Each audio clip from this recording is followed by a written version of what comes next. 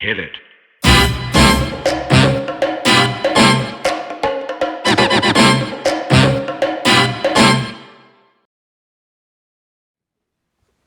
And we're live, Michael. Okay. Well, hello. This is another edition of the Left the Boom Show. Today, we're going to talk about what the real deal in HR is with a couple of friends and experts in the HR field who were kind enough to jump on and join us. I think so.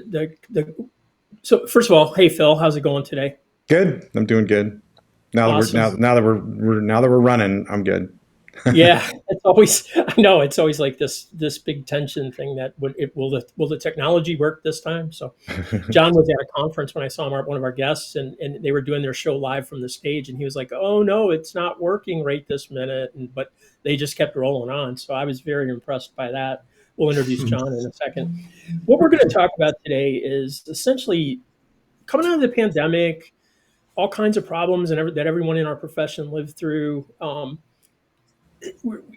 lot of things were broken, and a lot of things are still kind of messed up, although we're well into the recovery period. So we kind of want to talk about the state of HR and where we're at, and some of the things that people are dealing with in the profession. That's the kind of the big umbrella topic. And to help us do that today, I'm really excited to have I'm going to pitch at my other show, my co-host, my lovely co-host from Drive Through HR, Robin Schooling. Hey, Robin, welcome to the Left to Boom show. Michael, it's wonderful to chat with you on a different channel. Yeah, and you're the guest for a change instead of the co-host. And then also John Baldino from Humareso, who Robin works with. John, also thank you for joining us today in the first show that we've done with a pair of guests. So this is going to be a little bit different for us in terms of a vibe. But we usually open the show with what we call the hero question.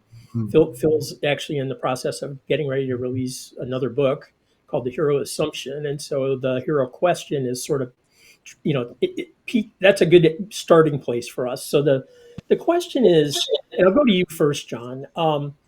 Who is somebody you believed in early on and that made you who you became today, besides your mom? Yeah, right. So yeah, family definitely was a big influence. I can't deny that. But I think I guess in a professional setting, I had a manager very early on in the 80s, 1980s. Let me be clear there. Once you're around as long as we've been, right? Like it feels like it's the 1880s. Yeah. But the 1980s, who she probably saw more in me than I saw in myself. And so she often would give me opportunity to sort of stretch in assignment without telling me I was being stretched in assignment. And it wasn't until after I looked back and thought, look, that was pretty sneaky how you got me to do all that stuff.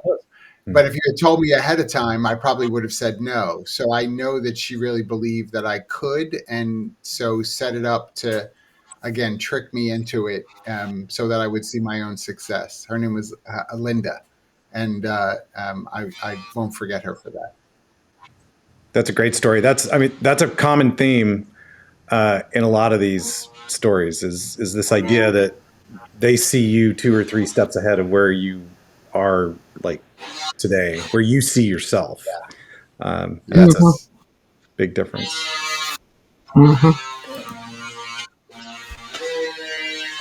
Is that? I really don't know. That's not construction, right? I don't think so. It seems to be random. No, it's gone now. So sorry about that. Yeah, you may edit that out. That's where that came from. The perils of live recording. Robin, who is your role model or hero or whatever you want to call it? Yeah, on the professional side, to kind of go along with John's professional side of it, my first manager in HR was very similar to Linda. Linda, was that her name? Mm-hmm. Yeah. My second was the person that really, I think, changed me into the HR professional that I became. I joined a nonprofit. I worked in recruiting. I was in-house, started in recruiting. I was a recruiter for a mid-sized bank in the Midwest, and wanted to explore the rest of HR because I dabbled in some other things. Went to a nonprofit agency, 100 employees, faith-based, Catholic-based organization, and the executive director was a former nun, and so we always tried to like get her to live life differently then. But it was the most. I get tingles even thinking about working there still. This is many, many years ago. It was the most mission driven, values driven. At our soul, at the core of what everybody did, was just so human, and it was serving the clients that these were single parents, teenage parents, cocaine affected parents. I mean, it was hard work. And we were just this very um, human organization. And what Rosemary, formerly Sister Rosemary, what Rosemary taught me was it's okay to be in HR, wear your heart on your sleeve, care for other people, love other people, even those that may seem like they don't want your love, and that's many in the workplace, right? But to really approach HR as a person and to bring all my thoughts and feelings and foibles and insecurities and everything to the job was okay, because it made me a better human being and ultimately a better HR professional, a better HR director and leader, to really just to invest myself and invest my humanity in HR, not sit behind a closed door, not leave things out in the parking lot. And that we didn't talk about bringing your whole self to work in those days, but it really was that. And Right. it was, she changed everything for me. That's great. How do you feel like that's impacted the way you lead now? But like both of you, John and Robin. I think that. Go ahead, Robin. Yeah. I screwed that up by not assigning an answer. No, Yes. no, Robin. Go ahead, Robin. For me, it truly has meant,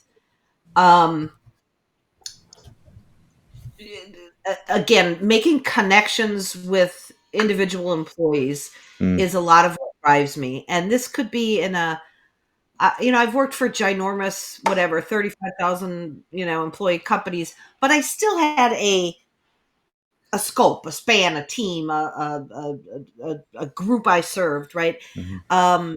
And so getting to know people, connecting with them as a human being, connecting with them, joking, going out to happy hour, right? I mean, that was always like, there's a lot of, oh my God, no, I can't socialize with employees.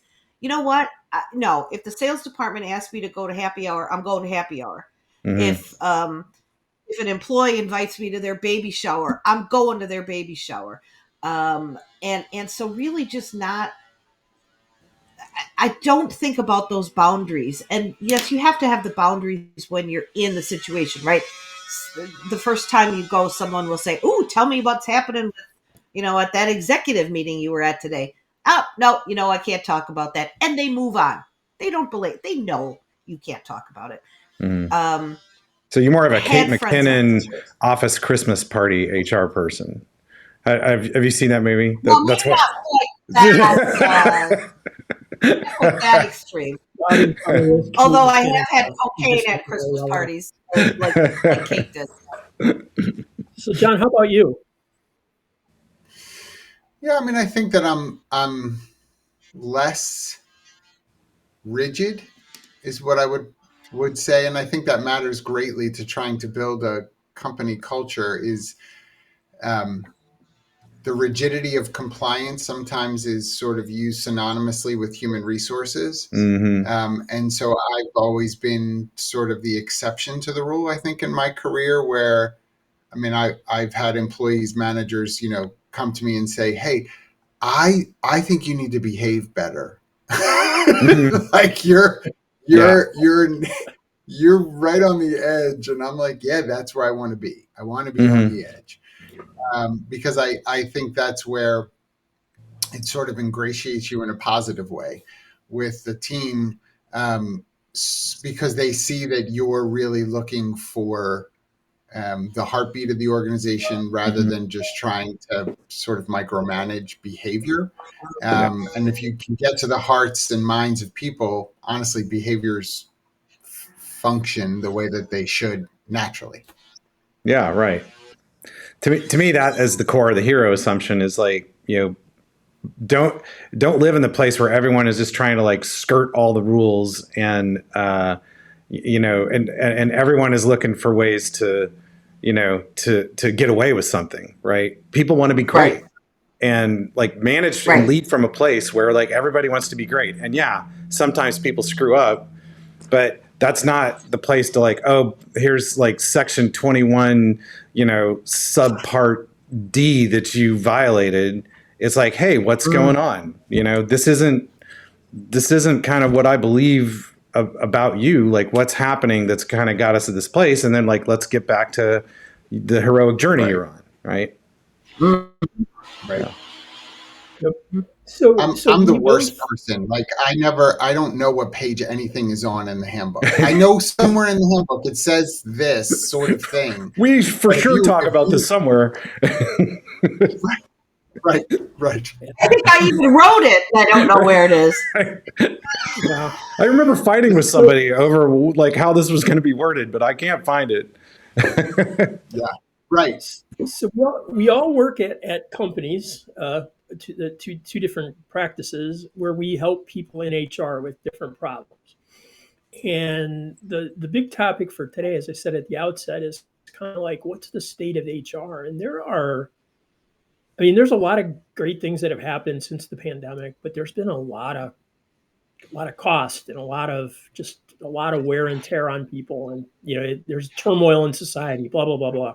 So I guess the question I wanted to start with, and I'll go to John first, is and maybe bring it from Humareso's perspective, like how you help, but like what's going on in HR and in the workplace in general, and is our profession broken with all the stress and drama that we've had, or is where are we at?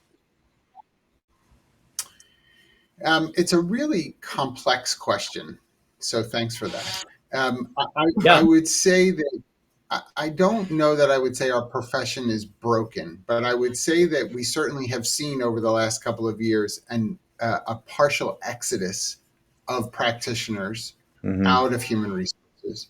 I do think a lot of that is connected to the pandemic and the toll it took on some practitioners within HR, and all that they had to manage, which was very different than the life that they may have been living before. But that aside, I would say those that remain, we're probably in a better spot than previously. And really the onus is on the individual practitioner to take advantage of the better spot that we're in, as opposed to sort of just being conditionally reactive. HR, I think part of the problem for HR is that we got too used to, for too many years, being reactive. When the phone rings, when the email comes in, when somebody walks in my door, then I jump into action to solve a problem and to handle a situation. I don't think our companies need us to sort of live that life 100% of the time. I know it happens part of the time, it has to. But I think that what we're seeing and what might be missing in the HR world right now is that inspiration towards proactivity, to wanting to get out there and be in and amongst the people. It is a bit more challenging if you are part of an organization that's hybrid or has a remote workforce. What does that look like? It's not as easy for me to just go into the break room and kibitz here and there. I have to be much more intentional about it. That's uncomfortable for some practitioners as well. But if we don't take advantage of that, we're really missing out on the relational component that culturally will influence positively the compliance side of our existence as well. So, I mean, again, going down one vein, I could go down 10 really, but going down that one vein, I would say that's what people might be missing. They got an opportunity to influence how things were handled during the pandemic. And now that the bulk of that is done, if you've sort of fallen back into the reactive, Susie was 10 minutes late today, let me go get the form to write her up, you're going to be unhappy. You're going to be unhappy. Robin? Yeah, exactly what John said, and I see. No, I don't think we're broken either. Where I've seen us successfully, us HR, right, the collective world of HR and organizations, where I've seen us come out of this, is these. I'm just going to call them the three H's for want of a better term, because we all like acronyms. And that is, with lessons learned since 2020, those organizations and those HR teams that have adjusted have taken this focus on, we want a healthy organization. And that is, long gone is the employee kind of the old school, let's think of wellness, right? Let's do a wellness initiative. We've shifted to this deeper understanding of that's employee well-being. It's physical health, it's mental well-being, it's financial, it's social, it's all of these things that contribute to an inclusive, safe, healthy workplace and organization. So that's the one H. And as part of that becomes the shift that again, I think proactive and strong HR teams are doing, and that's promoting this human leadership. There's your second H, right? Where there's this need and this realization that there's a need to be empathetic and authentic with managing and leading employees. And so that's kind of risen to the forefront. And then the third H is, and this is not true of everybody, we know, right? We're coming from a place of privilege when we can talk about this, but it's this shift to, while everybody's not fully remote, that hybrid work model is much more of a norm, or certainly an expectation now from a lot of folks. And that also that's the third H, but that also contributes to potentially a healthy workforce, healthy organization. It contributes to that humanity in leading an organization and leading a team. And I think we can't discount how that hybrid model, everybody's not physically in the office together 40 hours a week in the same place, how that's changed how HR operates and how leaders lead. Yeah, I think that's great. What's a practical tip for folks around something you've seen that works? Drucker had the whole thing, like culture eats strategy for breakfast. Like I totally believe that that's true. Our personal, like our organization has been on this cultural journey, for a few years now, and it truly has transformed not just the culture, but like our results and our ability to execute on strategy. And I'm curious, like this could be around hybrid or might be, something else, but like what are some things that you've seen, really work around kind of keeping the culture strong, even though there is this, remote hybrid model out there? That's a John answer, because he could tell the stories of what we live. Yeah. Okay, John. Yeah, I mean, our organization, pre-pandemic, was remote in nature. There were folks that worked for Humareso who never stepped foot in a physical location where other Humareso employees would be. And so when the pandemic hit the way that it did, and you had required mass exodus out of physical office and and other types of workspaces to go home and try to do some of your work from there, we were really positioned to be able to help organizations do that. And one of the things that I think is we started to really tout more was this communication component. Mm-hmm.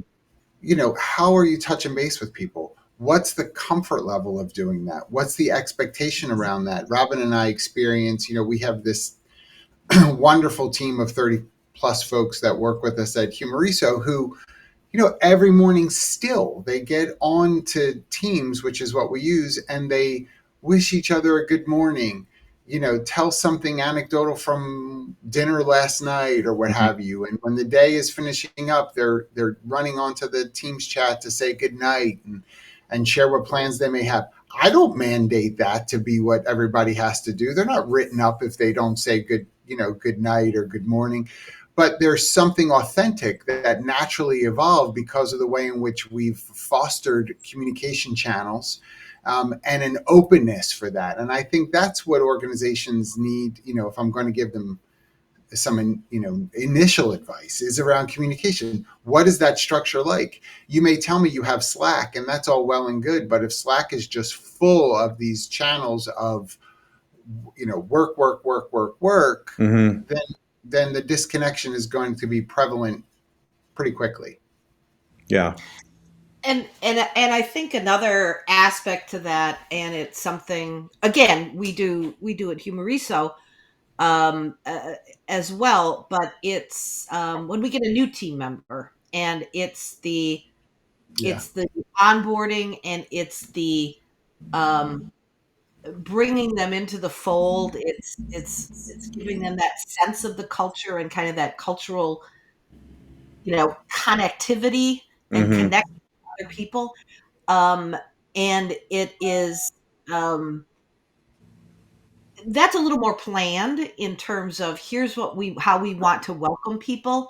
But if we have somebody new, I may never work with this person on a project ever in my life, but here's employee number 35. The other 34 employees in their first week or two reach out and put 15 minutes on their calendar, whatever works for both parts, and get on the phone and, hi, how are you? Let's find out about each other, etc. And so we work to bring them.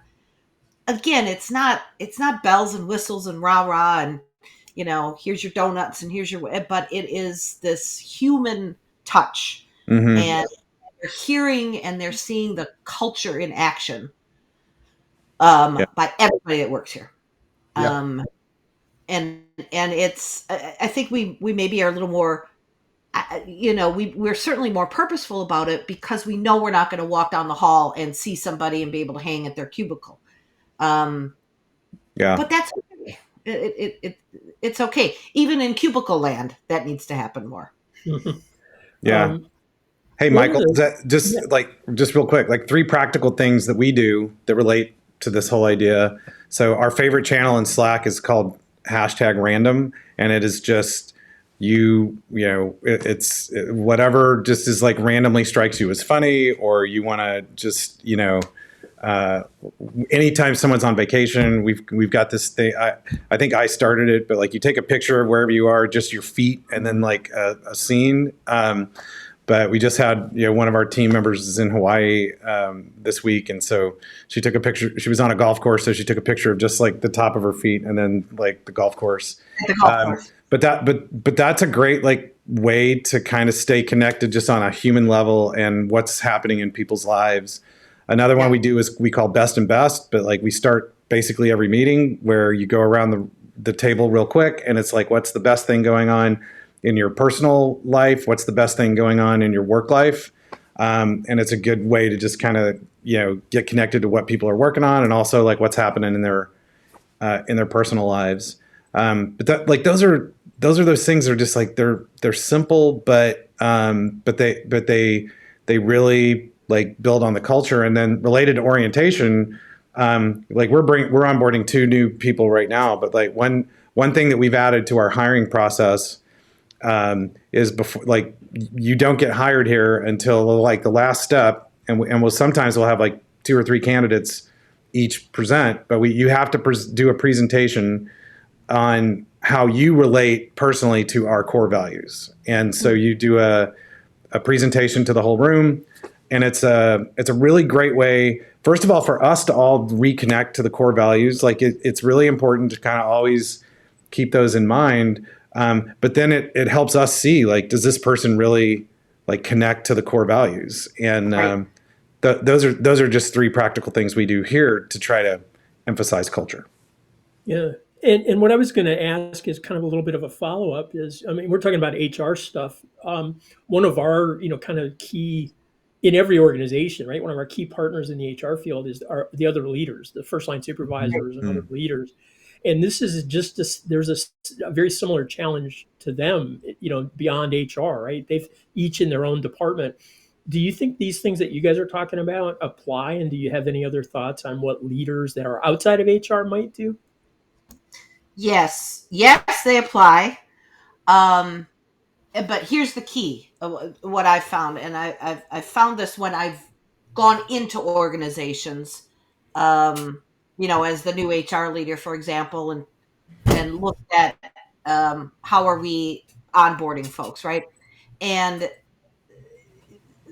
HR is often obviously the architect and the owner of onboarding, and sometimes holds that too close to the vest and does not. First of all, HR needs to involve the managers and have some expectations of the managers. So at one company I worked at, I went in and we didn't do a lot of hiring. Maybe we had 150 employees, maybe one new hire a month, 1 to 2, if that. And I set up basically a pre-boarding plan for the managers, so that we're going to hire Sally. Here's Sally. Sally's made her appearance. We're going to hire Sally, and then yes, HR's doing their thing over here, getting her drug tested, whatever. But then the expectation shifted over to the department manager, and I encouraged and got to the point where every manager did this. They took brought the employee in for lunch to meet the team, folks that they maybe hadn't met when they were there interviewing. Took them out to lunch let's say it's 2-3 weeks before they start. Took them out to lunch. Got them set up as time went on, and there were more systems that they could get, and got them set up on systems so they could start getting invited, get their calendar ahead of time, start getting things even before they walked in the office on day one. They weren't seeing, proprietary stuff or something they shouldn't, but brought them into the networks. And it was the manager driving that. And it was the manager reaching out and checking. It was not just HR. And that created a whole different vibe and experience for that new employee and for the other people on the team as well. And the managers liked it because they felt that they were part of the process, and they were invested in it, and they were given responsibilities, and it was a win all around. I had set up some questions, and I'm going to kind of shift away from those questions, but I want to bring some of the themes in instead of asking the questions, because with so many voices, it's hard to fit all the topics, in 30 minutes. So let's shift gears a little bit and talk about like what I did when I invited you guys. I went out and looked at kind of what you've been talking about in the last little while, and all the different places that you share thoughts. And John, I know you had a loss recently and some other things, but you talk a lot about kindness and grief and diversity. Like you have a number of themes that you speak about or have been speaking about recently. How do you bring those to play, and how can managers, because I think we want to kind of give people thoughts. How can they think about those things and make them, deal with them effectively in the workplace? I think so. First, we need to work from an understanding that not every manager is adept in these areas. And so if we don't help to encourage and equip them, it's really unfair for us to hold them accountable to the degree that we try to. And there are managers who have made their way to the role that they have just because they were really good at the work that they had done as a contributor. And I'm not belittling that, but that's the pathway of upward mobility for them. Yep. And very little other kind of investment, if at all, had been done for them. And so when they're not emotionally mature, when they aren't comfortable in difficult conversations, and you want to get frustrated with them, whether you're the director of the division or HR or a business owner, you have to stop for a second and think, what kind of investment have I offered to them so that they can be equipped better in these things? And so when I write and when I share and speak on some of these areas, part of it in my mind is I'm hoping that it's getting to some people who have had little investment in some of these areas, because at the end of the day, we're talking to real people. Managers are managing real people. And if you can't connect with those real people, you will have a very frustrated managerial experience. There's no way around it. You won't know how to handle it otherwise, other than complaining. That's it. That's what you'll do. Right? And that's not a great existence. Yeah. And just to real quick build on that, I totally agree. Like lots and lots and lots of like, company train wrecks start right there, which is you promoted someone because they're a high performer. You put them in a leadership role. You've never, ever even explained to them what leadership is. They think that their job is basically to turn everybody into like this, Right. amazing, like production performer like they are. And so that's where they're, leading from. It's like, it's horrible. And then you go like, why is everything messed up? And then, when we finally like arrive at the scene of the crash, it's like, well, what did you do to help them, learn how to be a leader? Did you invest in like what percentage of their development has been around leadership of people versus like production stuff? And it's usually like zero, like that. And then it's like, well, no wonder we're here. Right. Yeah, and if you're in human resources, I know Robin and I can tell countless stories of the difficult news that employees will share with us, the horrible things going on in their lives, the surprise things that happen. They wake up and there's a horrible accident or health issues somewhere, and they come to us because they are hoping for some understanding and empathy and consideration. Not that we can solve the problems. And, that's the other thing. I think when I write the way that I do or share as I do, you can't have a 3-step process for everything. Honestly, there are times where I just slide over the box of tissues and say, I'm a happy crier. Here we go. I'm going to join you in this because I don't have an answer. I'm so sorry that you just found out you have stage 4. I am so sorry. And just to sit and cry and know that I have to be okay as someone who's a resource to this employee to just sit in it. I know it's uncomfortable. I know it's difficult. Ultimately, you'll get to the place where there's other resources, right? Obviously, health insurance, all that good stuff you can talk about. But in the moment, they don't want you to go, oh, I'm so sorry. You know that we have an HSA. Right. Make sure that you're using that card to go and pick up my goodness, right? Like that's what a manager may want to kick into because I don't know what to do. Let me latch on to at least the thing that I know. And I know you have, health benefits, that kind of thing. Across the board, I would say we've got to do a better job with that. Say that again. Yeah. Oh, EAP. Right. Yeah. Well, and then the weak manager is just like, oh, you need to go talk to HR. Yes. Oh, wait, this sounds like personal. I'd hate to like talk about that. You need to go talk to HR.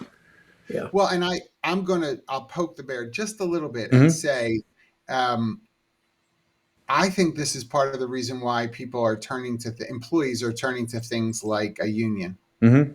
because Yeah, for sure. their ears are being tickled by someone who is portraying a care that they may not be receiving in the workplace.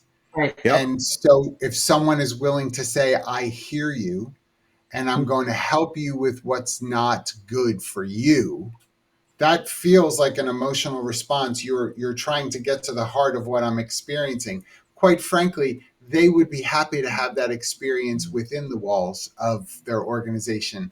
But because it's not happening, some of these other outlets become more attractive. Yeah, they don't start with a union, right? The union Right. is like the last stop on the on the trail. Yep.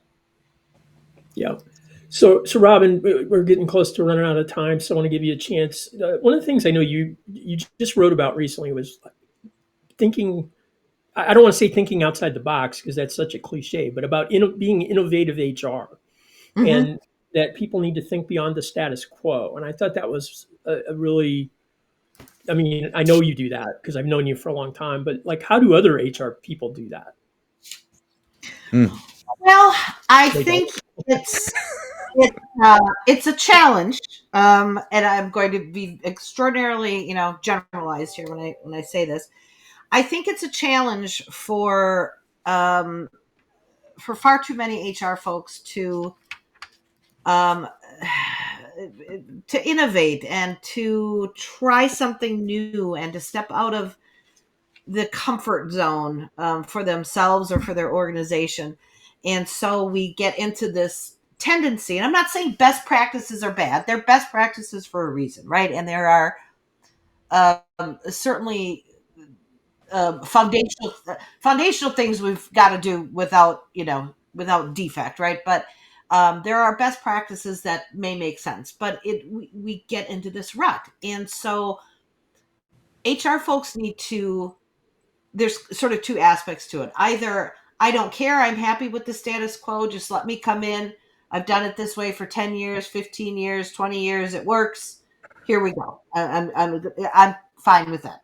But then there are HR folks who want to shift how HR is perceived, how they do their job, how they spend their time, the value they're bringing to their organization.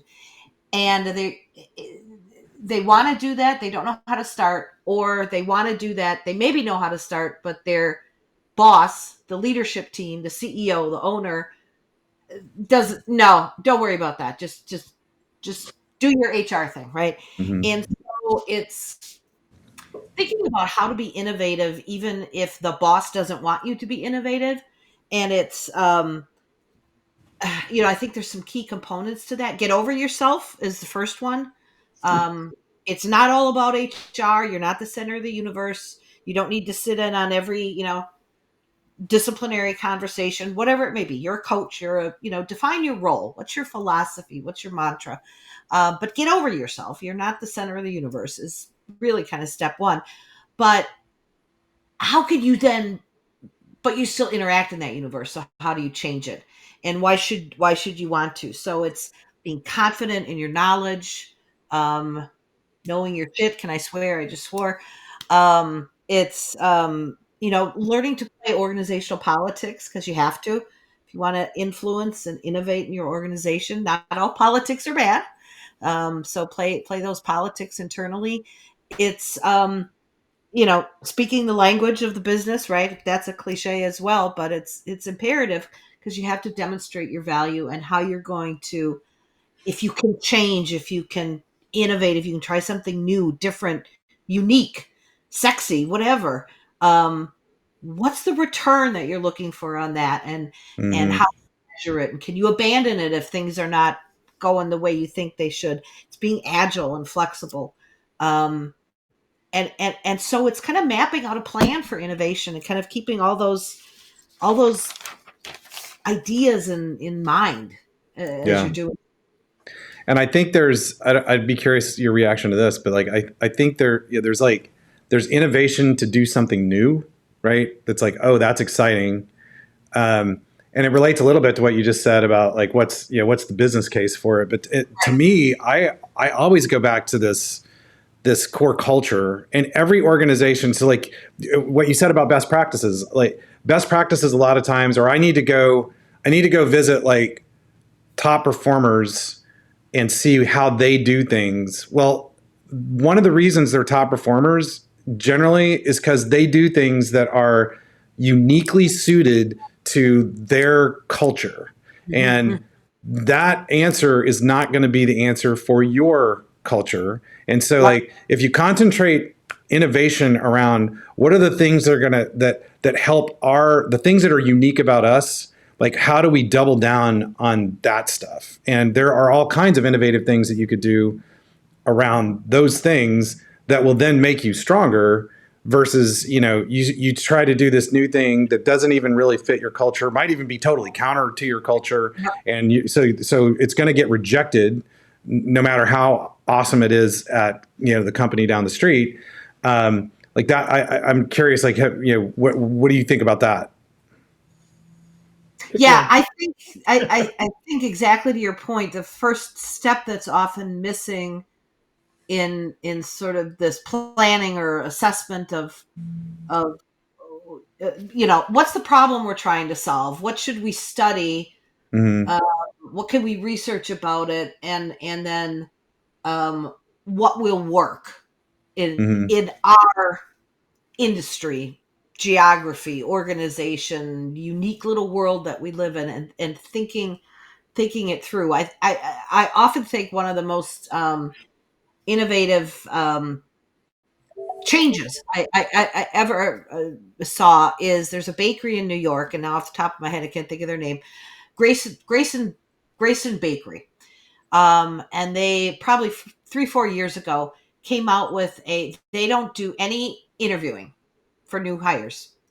They have a list. And if you want to work there, you go in, you sign up on the list, and you say, this is the job I want to do.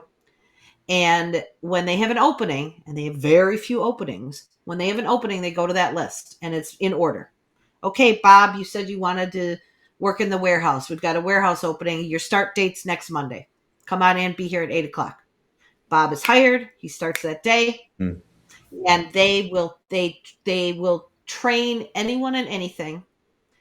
And that hiring of the person is basically the interview, right? You're working, you're enmeshed in the culture, the work, the organization, the job. And maybe that's not the job for you. Then, well, is there something else you could do? And so they kind of do that, but they don't waste their time. Let's interview. Let's this. Let's that. Nope. You want to work here? All you got to do is be on the list, and you're hired when we have an opening. That's mind-blowing. Yeah. That's cool. Kind of scary, but it's cool. We're up against time, so last question. But first of all, thanks so much for joining us today. We really appreciate the conversation. Thanks so much. You guys this was great. Giving us some time. So the last question to wrap up is, as we head into the new year, I know you both go to a lot of conferences. Phil goes to a lot of different things, although we're very niche. But what HR or other type of conference event are you looking forward most so far into 2024? I've got so many. Mm-hmm. I would Well, Robin, say, since you have so many, pick one. I would say I'm between two, really. I would say Unleash, probably. Okay. Which is in the. I agree, but I'll. There's a new one next year called Epic that Mark Stelzner and some other folks are heading up in April, and I'm speaking. So it sounds self-serving, sorry, but I'll be speaking at that one, and it's brand new, and it's really focusing in on instead of the HR tech side, on the people considerate side of what's out there and how do people do great work in that space. So cool. Looking forward to it. Yeah. And I know your answer is going to be way different, Phil, but what about you? I'm so huge fan of the Q conference. We go to that twice a year. We spend a lot of time at Q and love that organization and the work that they do and the content that they do. So that one that's the one I'm looking forward to the most. We're going back to Savannah is the next stop, and that'll be fun. So I'll put that one out there. Savannah in the spring is pretty nice. So yeah, Yeah. it'll be a good stop. I love Q. I'm looking at trying to get the Epic put in a drive-through bid for media credentials. So maybe we'll do some shows from there. We'll see. Oh, cool. Yeah. So, but you never know how that's going to go with new conferences because it's hard to front people in. They got to make money. Again, thanks so much, you guys. We're going to go ahead and get out of here. The show will go up probably in January. We'll let you know when that happens, but we appreciate it. Have happy holidays. Happy Howls. Happy holidays. Yeah, And it's with great that, we're out. great to see you both. Thank you. Thank you. All right. Bye. Bye. Bye.